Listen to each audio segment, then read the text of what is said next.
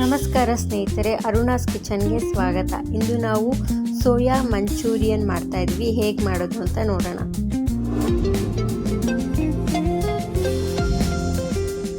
ಈಗ ಸೋಯಾ ಮಂಚೂರಿ ಮಾಡೋದಕ್ಕೆ ಏನೇನು ಸಾಮಾನು ಬೇಕು ಅಂತ ಹೇಳ್ತಿದ್ದೀನಿ.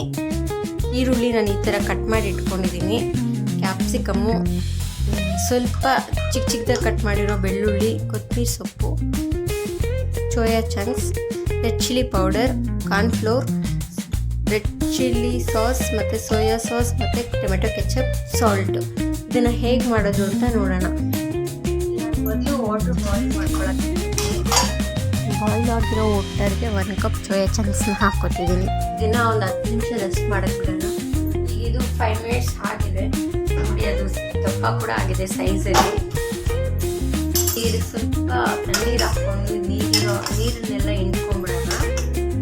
ನಾನು ಇದಕ್ಕೆ ಒಂದು ಸ್ವಲ್ಪ ತಣ್ಣೀರು ಹಾಕ್ಕೊಂಡು ಹಾಕ್ತೀನಿ. ಈಗ ಇದನ್ನು ನೀರೆಲ್ಲ ಹಿಂಡ್ಕೊಂಡು ತೊಗೊಂಡ್ಬಂದಿದ್ದೀನಿ. 2 ಟೇಬಲ್ ಸ್ಪೂನ್ ಕಾರ್ನ್ಫ್ಲೋರ್ ಹಾಕ್ಕೊತಾ ಇದ್ದೀನಿ. ಹಾಗೆ 2 ಟೇಬಲ್ ಸ್ಪೂನ್ ಮೈದಾ ಪೌಡರ್ ಹಾಕ್ಕೊತಾ ಇದ್ದೀನಿ. ಅವಾಗಲೇ ಮೈದಾನ ನಾನು ದೋಸೆ ಮಾಡ್ತಿದ್ದೆ. 2 ಟೇಬಲ್ ಸ್ಪೂನ್ ಮೈದಾ ಹಾಕ್ಕೊತಾ ಇದ್ದೀನಿ. 4 ಟೇಬಲ್ ಸ್ಪೂನ್ ಪೆಪ್ಪರ್ ಪೌಡರ್,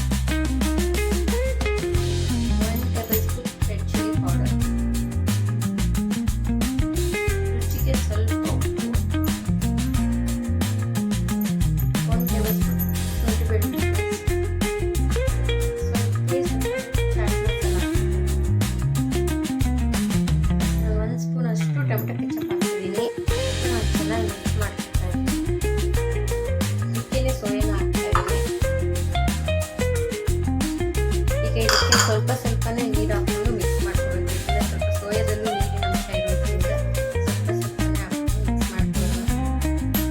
ನೋಡಿ, ನಾನು ಈ ಥರ ಕ್ಲೀನಾಗಿ ಒಂದು ರೌಂಡ್ ಎಣ್ಣೆಯಲ್ಲಿ ಕರ್ಕೋಬೇಕು.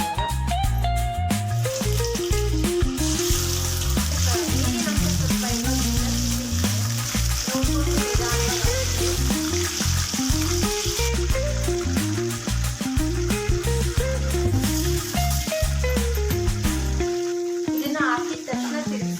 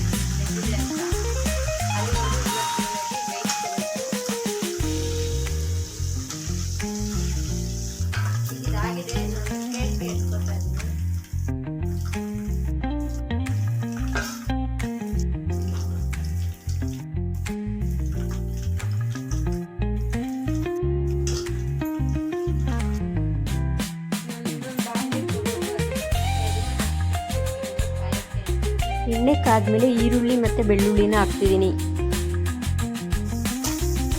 ಆಗಲೇ ಹೇಳಿದಾಗೆ ಶುಂಠಿ ಬೆಳ್ಳುಳ್ಳಿ ಪೇಸ್ಟು, ಈರುಳ್ಳಿ, ಸ್ವಲ್ಪ ಸಣ್ಣಗೆ ಹಚ್ಕೊಂಡಿರೋ ಬೆಳ್ಳುಳ್ಳಿನ ಹಾಕ್ಕೊಂಡಿದ್ದೀನಿ. ಸ್ವಲ್ಪ ಉಪ್ಪು ಹಾಕ್ಕೊಂಡಿದ್ದೀನಿ.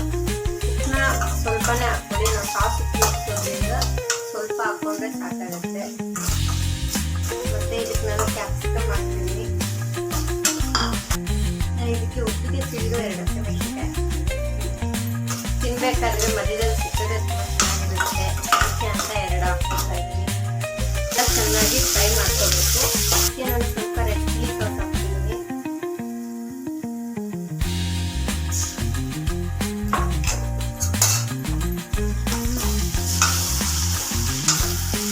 ಹಾಗೆ ಸ್ವಲ್ಪ ಟೊಮೆಟೊ ಕೆಚಪ್ ಹಾಕ್ತೀನಿ. ಸ್ವಲ್ಪ ಸೋಯಾ ಸಾಸ್.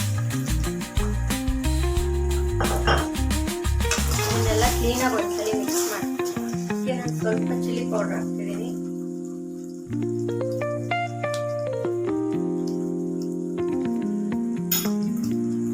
ನಾನು ಒಂದು 2 ಸ್ಪೂನ್ ಕಾರ್ನ್ಫ್ಲೋರ್ನ ನೀರಲ್ಲಿ ಮಿಕ್ಸ್ ಮಾಡ್ಕೊಂಡಿದ್ದೀನಿ. ಅದನ್ನ ಇದನ್ನೆಲ್ಲ ಕ್ಲೀನಾಗಿ ಮಿಕ್ಸ್ ಮಾಡ್ಕೊಳ್ಳೋಣ. ಇದು ಒಂದು ಕುದಿ ಬರಲಿ. ಈಗ ಇದಕ್ಕೆ ನಾನು ಸೋಯಾ ಚಂಕ್ಸ್ನ ಹಾಕ್ತಿದ್ದೀನಿ. ಚೆನ್ನಾಗಿ ಮಿಕ್ಸ್ ಮಾಡ್ಕೊಳ್ಳೋಣ. ಒಂದು 2 ನಿಮಿಷ ಮೀಡಿಯಂ ಫ್ಲೇಮ್ಗೆ ಬೇಯಿಸ್ಕೋಬೇಕು. ಅದೆಲ್ಲ ಸೋಯಾ ಚಂಕ್ಸ್ಗೆ ಇಟ್ಕೋಬೇಕು ಗ್ರೇವಿ ಎಲ್ಲ. ಗಾರ್ನಿಷಿಂಗ್ ಅಂತ ಸ್ವಲ್ಪ ಕೊತ್ತಂಬರಿ ಅದನ್ನೆಲ್ಲ ಸ್ಪ್ರಿಂಗ್ ಆನಿಯನ್ ಕೂಡ ಹಾಕ್ಕೋಬೋದು, ಚೆನ್ನಾಗಿರುತ್ತೆ. ನೀವು ಬೇಕಾದ್ರೆ ಟೇಸ್ಟ್ ನೋಡಿ ಉಪ್ಪು ಖಾರ ಇವಾಗ ಆ್ಯಡ್ ಮಾಡ್ಕೋಬೋದು.